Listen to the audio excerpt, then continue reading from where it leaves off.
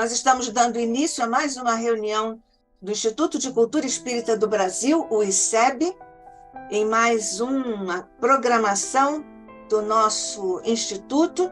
Nós hoje vamos continuar a desenvolver a nossa programação com o nosso irmão e companheiro João Nogueira, rogando-te, Jesus, neste instante em que elevamos nosso pequenino coração perante o teu, para dele receber, como sempre recebemos, as bênçãos de paz, de luz, de iluminação de nossa mente, de dulcificação de nosso coração, para estudarmos, Mestre, a tua mensagem, a tua presença entre nós e a tua magnífica, especialíssima bênção por sobre nossas atividades, sobretudo aqui e agora, no Instituto de Cultura Espírita do Brasil. Abençoa os nossos mentores queridos, representados por Diolindo Amorim e Jorge Andréia, nosso presidente de honra. Abençoa, Jesus, todos nós que aqui estamos, em ambos os planos de existência, recebendo, por certo, as bênçãos, as vibrações de tua mente e de teu coração. Abençoa muito especialmente o nosso querido irmão João Nogueira, que vem até nós mais uma vez para nos falar e para nos deixar muito mais suaves e tranquilos com a tua mensagem nos teus chamados milagres. Fica conosco, graças te damos hoje e sempre, sob a graça, o amor de nosso Pai. Bem, então nós estamos recebendo João Nogueira. Ele é empresário, carioca, espírita, desde 1994, é diretor financeiro do Centro Espírita Caminho do Senhor e da Rádio Rio de Janeiro. João Nogueira, seja mais uma vez muito bem-vindo aqui ao ICEB, uma alegria recebê-lo aqui. João Nogueira vai nos falar, hoje ele está fazendo uma série sobre os milagres de Jesus, e hoje ele nos fala sobre a cura do cego de nascença. Somos todos ouvidos, ô João. Obrigado, Nádia. Obrigado a todos que estão neste momento conectados aqui no ICEB. Eu vou lembrar aquilo que eu falei da outra vez. Eu trabalho com um dos filhos do Jorge Andréia e conheço 3, na verdade, dos 8. E é um prazer, assim, quando a Nádia me convidou para fazer parte desse estudo, eu fiquei assim, será que eu tenho condições de estar conversando com vocês a respeito de coisas tão importantes que são as obras que Jesus deixou para nós, né, há 2000 anos, aproximadamente. E Nádia sempre me deixando muito à vontade, muito confortável, né? Me incentivando. Então, a gente fica muito feliz com essa participação aqui no ICEB. Um grande beijo para essa irmã que eu admiro tanto e que eu tenho tanto carinho, e que a gente divide os microfones da Rádio Rio de Janeiro de vez em quando, né, Nádia? E a gente, então, vem aqui falar sobre os milagres de Jesus, conversar, né? Aqui não tem um professor desse lado, não. Aqui tem um aluno, igual a todos que estão nesse momento nos assistindo e que vão nos assistir depois na página do ICEB, do YouTube.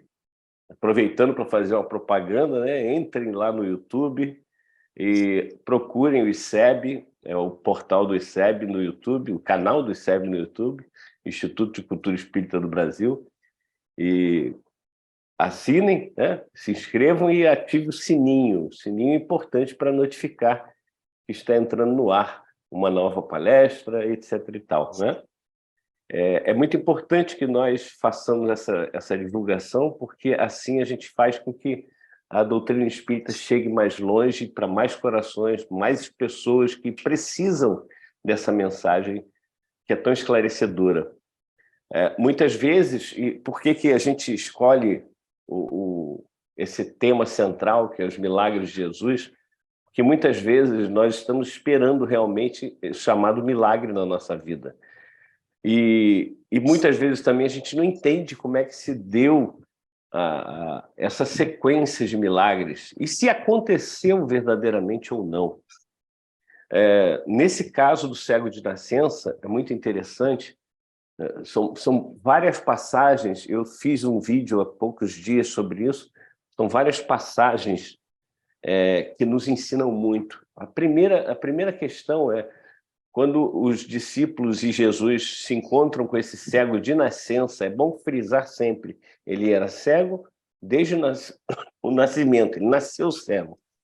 Então, os discípulos perguntam a Jesus, Senhor, quem pecou ou quem errou para que ele nascesse cego?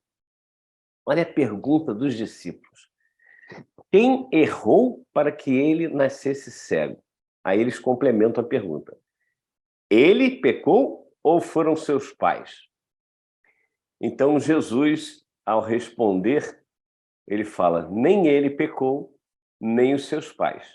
Mas ele nasceu cego, ele veio desta forma, para a honra e glória do Senhor Deus.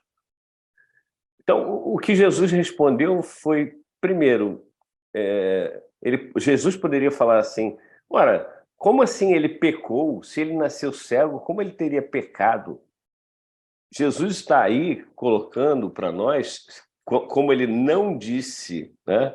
Olha, vocês estão loucos? Que história é essa de ele pecou? Ele nasceu cego. Ele não poderia pecar porque ele não existia antes. Então é patente que Jesus ali comprova a existência, a pré-existência da alma. Antes do nascimento, aquela alma, aquele espírito já existia. Então, está aí Jesus nos dando a confirmação da reencarnação. Então, se os discípulos entendiam isso, os discípulos sabiam que existia a reencarnação. Como Kardec coloca na introdução do Evangelho segundo o Espiritismo, eles tinham essa noção, só que eles chamavam de ressurreição. É claro, tinha outra palavra, né, no aramaico daquela época, mas eles falavam de ressurreição. E aí a gente volta à questão da palavra, da origem da palavra, da etimologia. De onde vem essa palavra ressurreição? Ela vem do latim surgere, que é surgir com o prefixo re, ou seja, surgir novamente. O espírito, então, ele surge novamente em várias situações. Na Bíblia nós temos 3 tipos de ressurreição, ou seja, 3 surgir novamente aparecem na Bíblia. A primeira é aquilo que acontece com Lázaro, com a viúva de Naim, com a filha de Jairo. Eles não desencarnaram, eles apenas estavam no processo letárgico ou cataléptico, ou seja, estavam com aparência de morto, mas o espírito não tinha se desligado do corpo físico. Então, Jesus, com a sua ação magnética, fluido magnético, ele fez com que aquilo que estava impedindo que o espírito voltasse ao controle do corpo físico foi retirado por Jesus, então esses espíritos puderam voltar. Então, esses espíritos, eles ressurgiram no próprio corpo, mas, novamente, eles não tinham desencarnado, eles estavam afastados do corpo físico, sem o controle do corpo físico por uma doença. A doença cessou, cessa a causa, cessa o efeito, claro. Essa é a primeiro significado da ressurreição, a primeira forma de entendermos a ressurreição. A segunda é quando nós desencarnamos, nós ressurgimos do plano físico para o plano espiritual. Então, há a ressurreição para o plano espiritual. E a terceira é aquilo que Paulo de Tarso coloca na epístola dele aos Hebreus, capítulo 11, versículo 35, por exemplo. Mulheres receberam seus mortos pela ressurreição. Ou seja, por que mulheres e não homens? Por que mortos e não corpos? Paulo foi muito claro. Mulheres receberam seus mortos pela ressurreição, ou seja, esses chamados mortos, aqueles que estavam desencarnados, eles ressuscitaram, ou melhor, ressurgiram, melhor ainda, reencarnaram em corpos dentro do ventre das mulheres. E foi isso que Paulo de Tarso ensinou, é isso que Jesus ensina a Nicodemos, lá no capítulo 3 do evangelista João. É isso que nós temos recheado na Bíblia, é o terceiro entendimento da palavra ressurreição, que, como Kardec coloca, o Espiritismo mais judiciosamente chama, ao invés de ressurreição, reencarnação.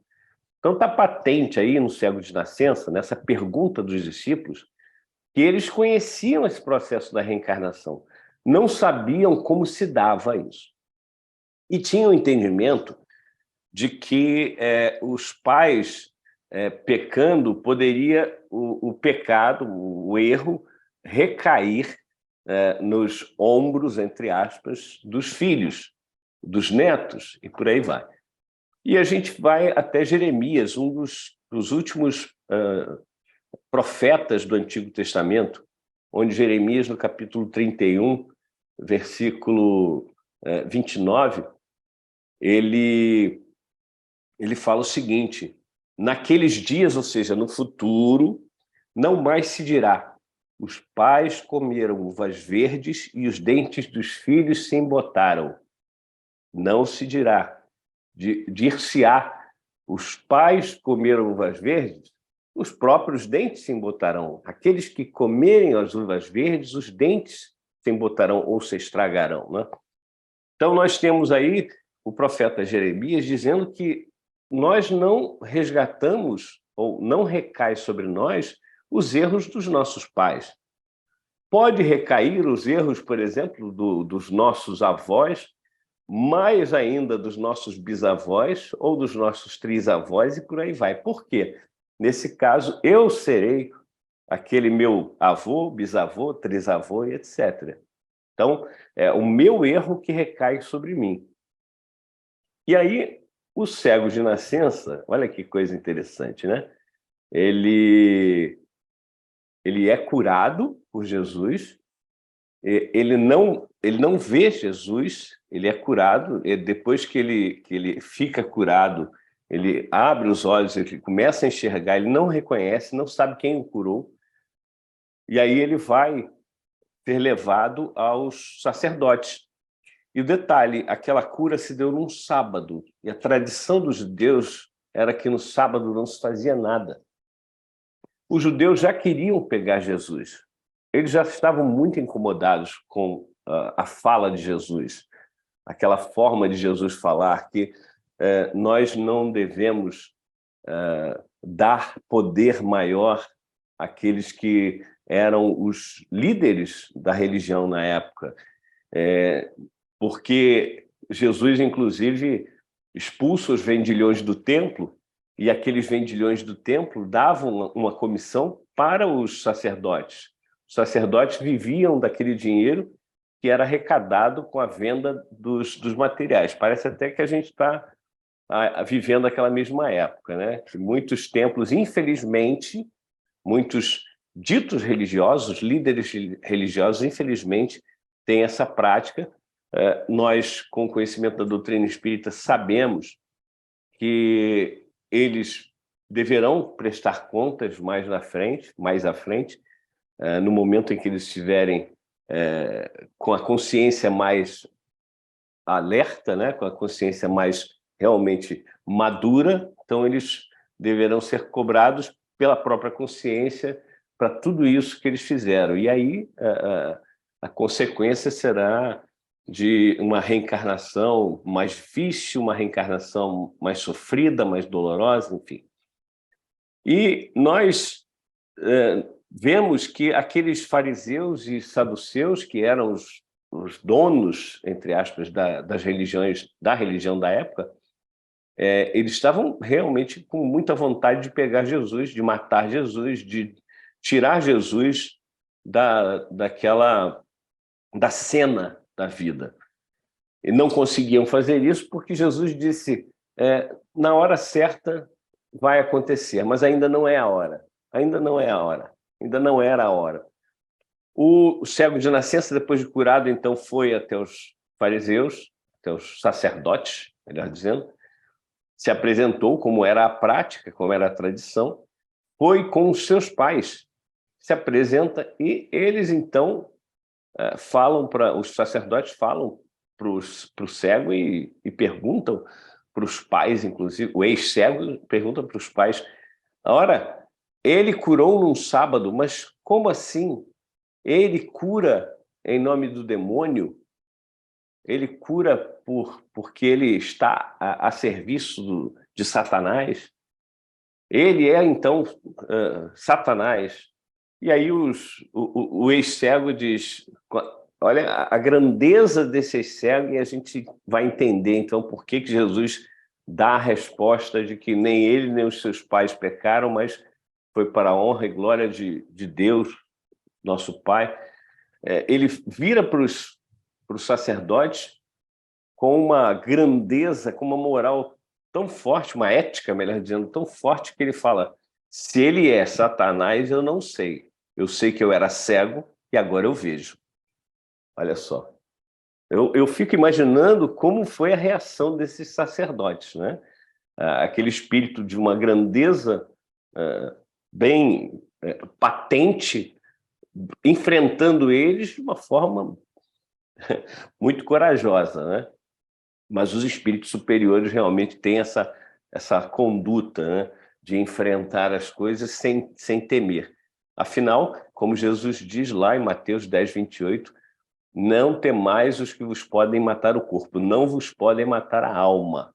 Né? Então, eles sabem muito melhor do que nós, eles vivenciam isso, eles respiram isso, eles sabem que o corpo físico simplesmente é como uma veste que vai ser devolvida a algum lugar e vai se transformar, mas ele, espírito, eu, espírito, você, espírito, vai continuar existindo. E aí os sacerdotes ficam sem ação, e é nisso que eu quero chegar. Esse espírito superior, então, que estava ali como cego, ele não tinha expiação. Por isso Jesus falou, nem ele pecou, nem os seus pais. Mas ele nasceu cego para a glória de Deus. Ou seja, aquilo não era uma expiação, aquilo era uma provação que o Espírito voluntariamente escolheu para que ele pudesse, então, mostrar para todos a grandeza de Deus e a grandeza de Jesus, que estava ali bem à sua frente. Aí nós temos algumas coisas que o nosso Kardec nos esclarece, que o cego, ele estava cego, o corpo físico estava cego, e a ciência, até hoje a ciência, ela não consegue reverter todos os casos de cegueira. Alguns casos sim, porque são casos que a medicina consegue realmente reverter, não uma cegueira total, mas uma dificuldade de visão. Hoje até glaucoma se opera, até alguns anos não tinha operação, não tinha cirurgia para glaucoma. Hoje se tem essa cirurgia e a medicina vai avançando, a ciência vai avançando e dando ferramentas melhores para a medicina. Nosso Paulo César Frutuoso, que recentemente falou aqui no ICEB, muito nos ensina a respeito dessa medicina, não do futuro, mas do presente, né? Que já tem muitas ferramentas para tratar o corpo físico e, com certeza, tratar o ser de uma forma integral.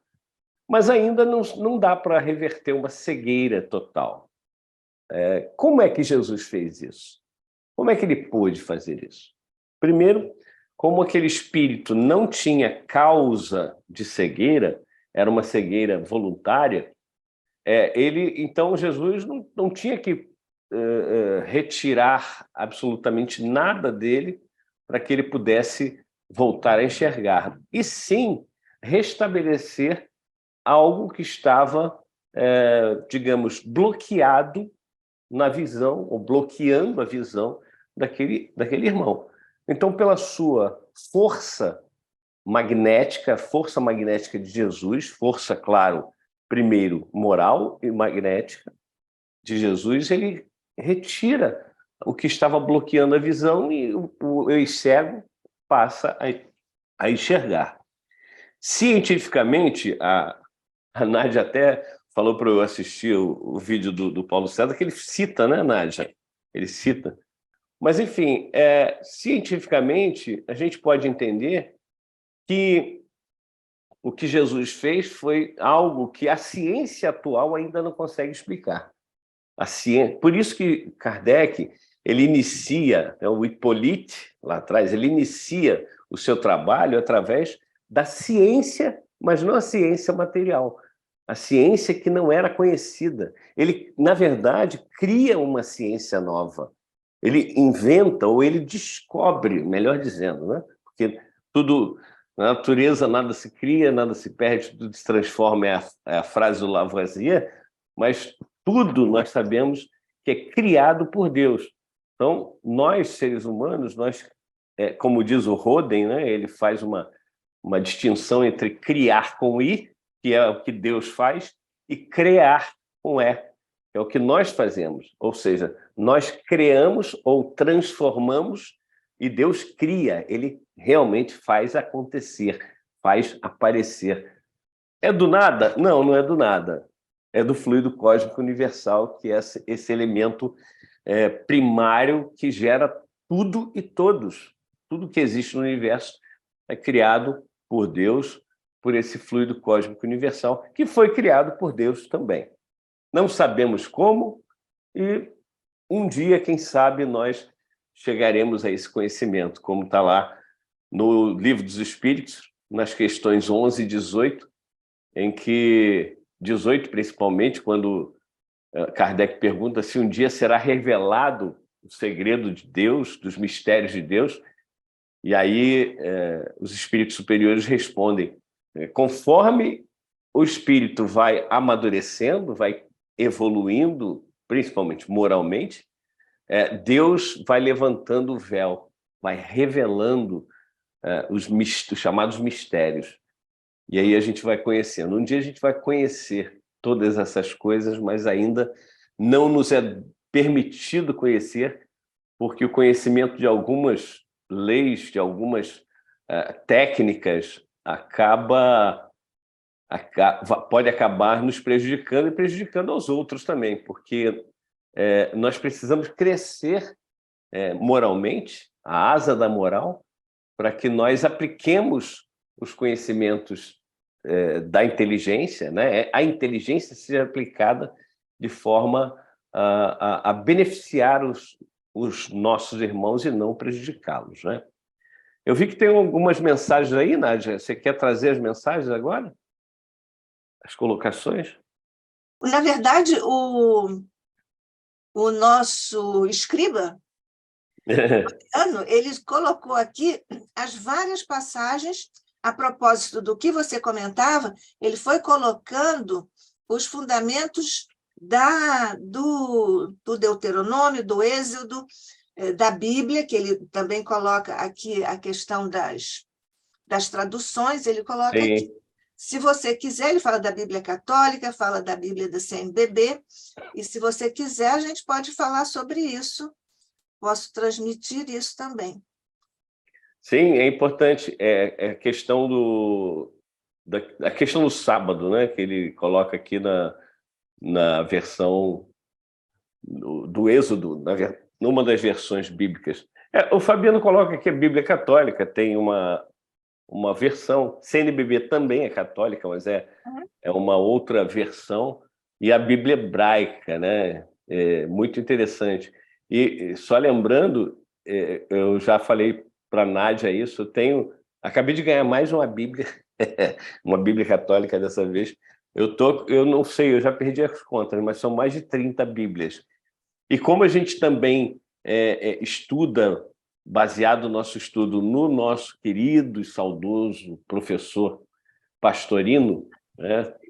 Carlos Juliano Pastorino, ele tem alguns estudos maravilhosos. Tem um que eu não sei porquê, ele é somente em espanhol, La Reencarnación en el Antiguo Testamento, ou seja, a reencarnação no Antigo Testamento, do professor Pastorino.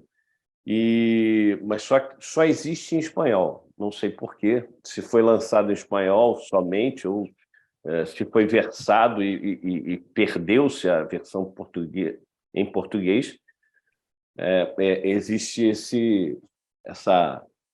é um opúsculo, né? Um livreto, mas é muito rico. E tem os 8 volumes do Sabedoria do Evangelho, que o nosso Aloysio Guigino é um grande estudioso, né? Se quiser falar de Pastorino, pode chamar o Guigino, que ele é o fera no assunto. Então o Pastorino nos traz várias opções, desculpe, das versões, né, das traduções, mas ele principalmente traz, na Sabedoria do Evangelho, ele traz a versão do códice mais antigo que existe, ou da cópia mais antiga que existe da Bíblia, que é do século IV, exatamente quando Jerônimo traduziu, ou seja, reuniu todos os escritos que haviam, a versão dos 70 do Antigo Testamento, todos os escritos que estavam ali do Novo Testamento, ele reuniu, ele formou a Bíblia, né? Toda em latim, por isso a Vulgata Latina. E Vulgata, na verdade, não tinha nada de Vulgata, porque só os sacerdotes podiam ter acesso a esse livro.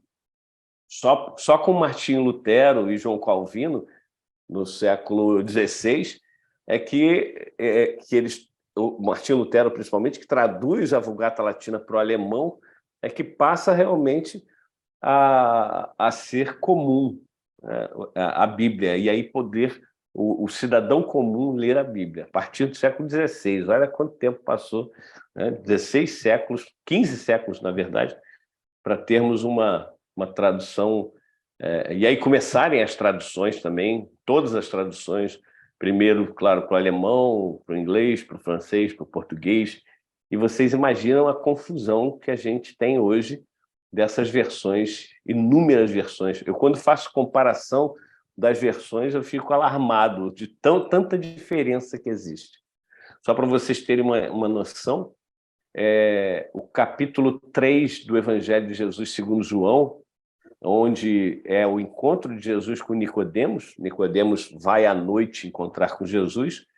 O versículo 3, ele tem várias traduções. Quando Jesus fala, necessário te é, e aí Pastorino traduz como renascer de novo, né? Não te admires de eu te haver dito, necessário te é renascer de novo, porque Pastorino diz que ali vem o Evangelho segundo João, foi escrito em grego, né? Ele foi para a ilha de Patmos e escreveu em grego a sua versão do Evangelho de Jesus. E a palavra que aparece ali é palingenesia.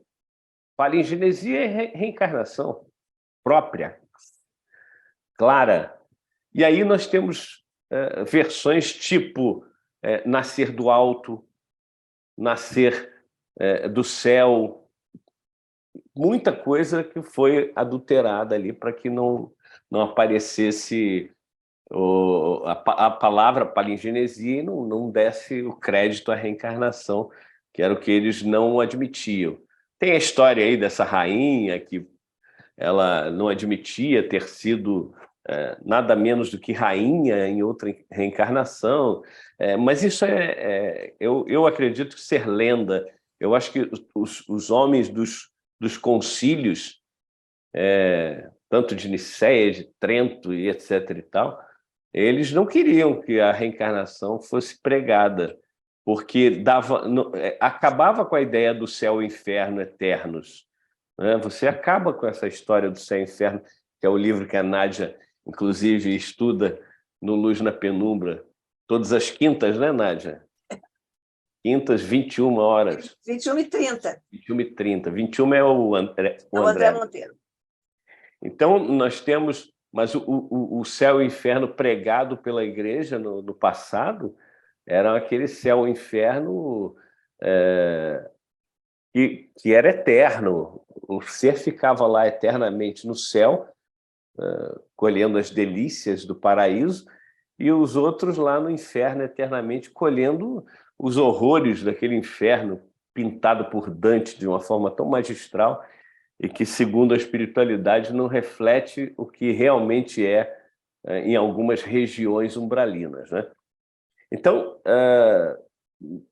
os homens, os donos, eu gosto de chamar assim, os donos da religião de cada época, eles não queriam que o povo tivesse essa convicção de que eles continuariam existindo, mas teriam outras oportunidades para se redimir. Então, eles retiram a ideia da reencarnação e colocam a ideia do céu e inferno. Depois aparece a história do purgatório. Por quê? Porque aquela pessoa que não ia para a igreja, aquela pessoa que não queria frequentar a igreja, mas que tinha muito dinheiro, muitas posses, eles não podiam perder as posses desse irmão. Então, o que eles fizeram? Eles criaram o purgatório e disseram assim, olha, se você receber a extrema-unção e o perdão das ofensas, você vai para o purgatório e tem uma chance de, depois de um tempo, ir para o céu. Aí você paga aqui a indulgência e você pode, então, ser perdoado. Em alguns casos, até prometiam o céu direto para aquele que a vida toda fez coisas absurdas, então prometem o céu direto, dependendo da quantia que pagasse. Daí o Martinho Lutero ter criado aquelas 95 teses onde ele rebatia basicamente a venda de indulgência e prega lá na porta da igreja na Alemanha no dia 30 ou 31 de outubro, agora me fugiu da memória. Então, de 1513, eu também não estou enganado. Então, ele prega ali porque era uma forma de protesto contra a venda de indulgência. E aí causa uma cisma, causa uma ruptura na Igreja Católica. Ele cria, então, o movimento protestante, por isso é protestante, que ele protesta, e ele vira o primeiro pastor da Igreja Protestante, né? Então, nós vemos com isso que aquela cegueira do homem que ele não estava pagando por nada, ele estava realmente fazendo com que as pessoas observassem a grandeza do poder de Jesus, e aí não é um poder sobrenatural, como muitos pensam. Jesus mesmo ele fala, os impossíveis para os homens são possíveis para Deus. No Evangelho, Jesus fala dessa questão. Os impossíveis para os homens são possíveis para Deus, mostrando para todos aqueles e todos nós, claro, que não existe nada impossível. O que é impossível hoje será possível daqui a 10, 20, 30 anos, ou 100 anos, ou 1000 anos. Nós estamos crescendo. Eu vou voltar a repetir, aquilo que falei do livro dos Espíritos, né? Estou pegando ele aqui para a gente falar certinho o que é que está no livro dos Espíritos. Eu pego a versão do Herculano Pires, a questão 18. O homem penetrará um dia o mistério das coisas que lhe estão ocultas. Olha a pergunta de Kardec. Eu sempre estudo o livro dos Espíritos com a minha esposa e eu falo assim para ela, olha, a gente precisa entender a pergunta primeiro, porque se a gente entende a pergunta, a gente consegue assimilar melhor a resposta. Então, A pergunta de Kardec é se um dia, em algum momento no futuro, o mistério das coisas que estão ocultas para nós penetraremos, nós conheceremos? E a resposta: o véu se ergue na medida em que ele se depura, mas para a compreensão de certas coisas necessita de faculdades que ainda não possui. Então, muito, digamos assim, iludido estaria a pessoa que achasse que já conhece tudo, que conhece o mistério das coisas, ou então também estaria bem confuso aquele que diz: ah, não, isso aí é mistério de Deus, nunca saberemos. O Livro dos Espíritos, nessa questão 18, não é o que está falando. Pelo contrário, está dizendo que nós conheceremos sim, porque à medida que nós vamos nos depurando, ou seja, nos tornando espíritos melhores, nós vamos conhecendo, o véu vai sendo levantado, nós vamos tendo esse conhecimento. É por isso que quando as pessoas falam dos chamados OVNIs, né? Os UFOs, os objetos voadores não identificados, as pessoas ficam com medo.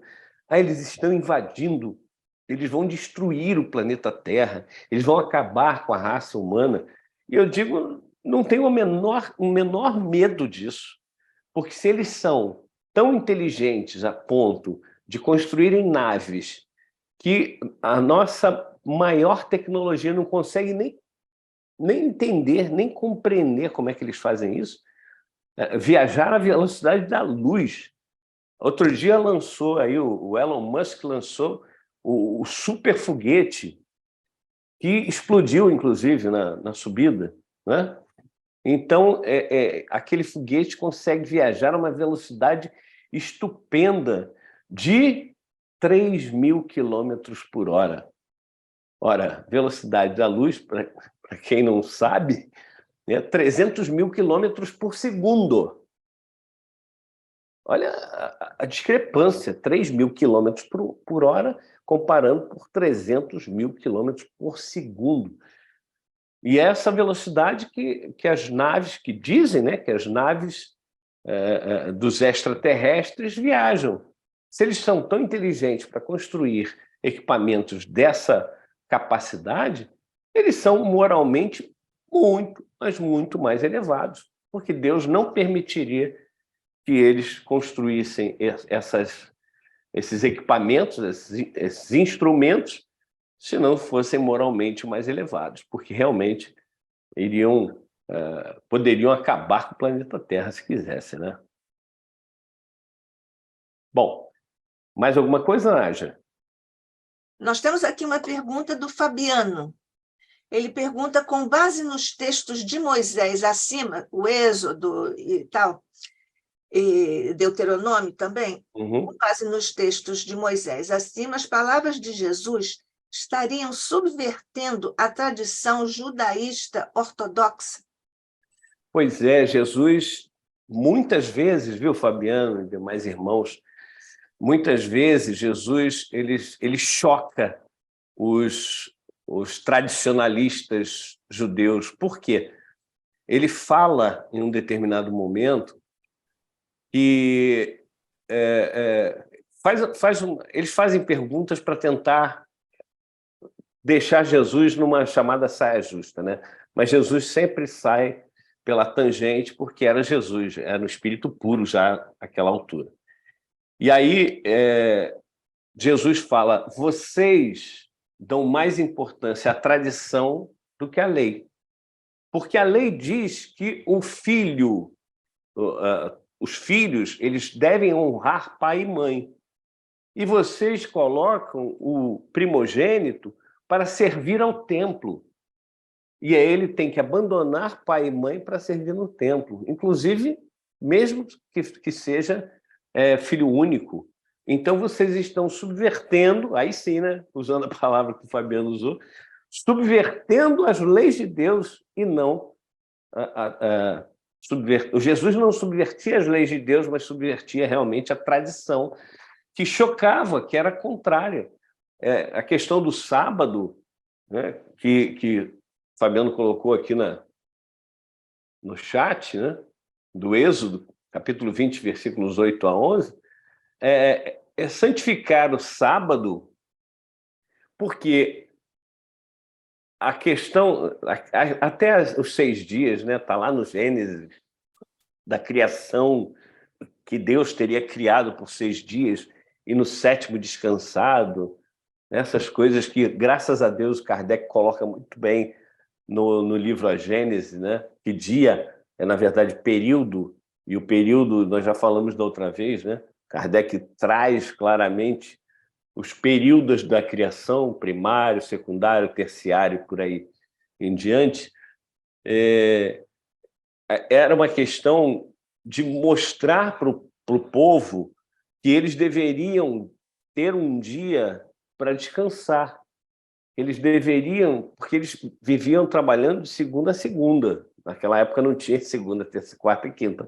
Mas trabalhavam ininterruptamente, sem parar. Então, tinha que instituir alguma coisa, e Moisés era um legislador, ele era um criador de leis. Ele, então, instituiu essa lei que deveria, então, não ter o trabalho ininterruptamente, porque senão o corpo também não aguenta, né? Moisés tinha muitas leis, ele criou muitas leis para que acabasse com certas explorações absurdas daquela época. Nós já falamos aqui também sobre aquela lei que ele cria da lei de Talião, a lei de tal e qual, olho por olho, dente por dente, porque uma tribo ia na outra, matava um boi, aí aquela tribo que teve boi morto ia lá na outra tribo e dizimava a tribo inteira.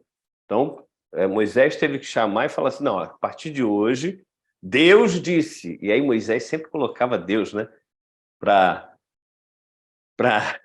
dar chancela. Deus disse, o Senhor disse, né? Olho por olho, dente por dente. Se alguém matar um boi de uma tribo, vai lá e mata o boi da outra tribo. Não vai matar a tribo inteira. Se alguém matar alguém de uma tribo, vai lá e mata alguém da outra tribo. Ah, mas isso é terrível. Isso não de acordo, não está de acordo com a lei de amor pregada por Jesus. Sim, mas já era um avanço. Nós estamos falando de 3.500 anos atrás. Já era um avanço para aquela turma que estava ali encarnada. Depois, então, olha que coisa interessante, né? Há 3.500 anos vem esse tipo de lei, aí vem Jesus no Sermão do Monte, depois ali das bem-aventuranças, e começa a falar assim, ouvistes o que foi dito aos antigos. Aí ele cita um trecho do Antigo Testamento. Por exemplo, não matarás, ou não adulterarás, ou, enfim, traz um trecho do Antigo Testamento, e aí Jesus fala assim, eu, porém, vos digo. Quando ele começa essa série de ouvistes o que foi dito aos antigos, eu, porém, vos digo, aí o Fabiano apoiando aí, botando o trecho, exatamente, Mateus capítulo 5. Ele, no início, ele fala assim, não cuideis que eu vim destruir a lei ou os profetas. Não vim destruir, mas aí vem a tradução mal traduzida, segundo o Pastorino, de cumprir. Claro que Jesus veio cumprir a lei. Claro que todos nós temos que cumprir a lei de Deus, não a lei dos homens. Não é exatamente como o Fabiano falou, né, daquela tradição dos judeus. Não, a tradição é do povo, a tradição é criada pelo povo. Agora, as leis verdadeiras são leis divinas. Por isso que Pastorino, ao invés de traduzir por cumprir, ele traduz não vim destruir as leis, mas dar-lhe aperfeiçoamento. Pastorino nos diz que a palavra que foi mal traduzida para cumprir é adimplere, e em latim, e em grego plerosai, que quer dizer dar, aperfeiçoar. Isso seria a forma. Então, nós temos aí muitas questões, né? O Fabiano levanta aqui essas questões que são importantíssimas para a gente saber que a Bíblia é maravilhosa, mas ela precisa do espiritismo, senão não dá para entender. A questão dos cegos de nascença, a questão da mulher adúltera que ia ser apedrejada e não foi, a questão do Nicodemos indo lá a Jesus e tendo uma aula sobre a reencarnação, e quando Jesus fala: se te falei das coisas da terra e não entendestes, quanto mais se eu te falar das coisas dos céus. Ou seja, exatamente em consonância com essa questão 18, que nós ainda não conhecemos, nós ainda não temos acesso a esse conhecimento mais aprofundado, um dia nós teremos, mas neste momento não temos. Então, se nesses pontos todos citados, se nós não colocarmos o conhecimento espírita para nós entendermos, vai ficar difícil, vai ficar muito difícil. Eu lembro que, antes de eu conhecer o espiritismo, eu tentei ler a Bíblia. Eu tentei ler várias vezes a Bíblia, mas eu não passava do primeiro parágrafo, o primeiro capítulo da Bíblia. Em qualquer livro, seja no Antigo Testamento, no Novo Testamento, porque não dava para entender. Como é que você vai entender, por exemplo, quando Jesus começa a falar das bem-aventuranças? Bem-aventurado, ou seja, feliz. Bem-aventurados os que choram, pois que serão consolados. Quando serão consolados os que choram? Se a gente não tiver a consciência, o conhecimento que a doutrina espírita nos dá da reencarnação, nós não vamos entender. Não vamos entender essa questão. Então, o espiritismo é chave para compreendermos todas as passagens da Bíblia, com certeza. É por isso que é muito difícil vermos uma casa espírita com a Bíblia, né? Porque é como se tivesse ficado obsoleta. Não ficou. Não ficou.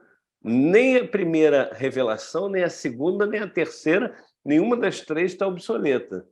Tem gente aí querendo substituir a codificação de Kardec, né, por coisa mais atual. Mas eu não entendo como o espiritismo está desatualizado. Algumas palavras pode ser, mas no todo eu não vejo, né? Agora, eu como tenho 2 minutinhos, como eu falei para a Nádia no início, eu tenho uma reunião agora com a Petrobras, né, às 10 horas, e aí eu tenho que ainda preparar algumas coisas. Eu vou parar aqui daqui a 2 minutos. Se vocês tiverem mais alguma coisa, mais alguma colocação ou pergunta, se for pergunta, pode passar para a Nádia, que ela responde. Eu divido com os companheiros todos. Você fez uma referência aí a uma rainha, lá quando você comentou, né? E aí eu me lembrei da rainha de Ud, lá de Um Céu e o Inferno, a Justiça Divina, segundo o Espiritismo. Sim. Pode fazer um comentário sobre isso? Olha, eu não lembro a questão da rainha de Ud. Fabiano está certa. Teodósia. Eu não sei, essa história surgiu, viu, Fabiano? Exatamente, não tem embasamento. Corretíssimo. Eu não sei de onde surgiu essa história, né? Disseram que ela era uma prostituta que virou rainha, etc. e tal, e que ela não queria o seu passado revelado, enfim, e aí mandou retirar a reencarnação. Mas eu vou mais, viu, Fabiano? Eu estou contigo, não tem embasamento, eu vou mais por aquela questão dos sacerdotes não quererem que a reencarnação fosse pregada. Assim como os capítulos 7 e 8 do Evangelho segundo João foram retirados, porque é exatamente nesse momento que tem o que eu acabei de citar, a questão da mulher adúltera, que foi pega em flagrante adultério, e que os maridos ficaram incomodados, porque ali tinha, olha, Jesus falando para a mulher adúltera: olha, vai, libera a mulher adúltera, Justiniano, né? Justiniano.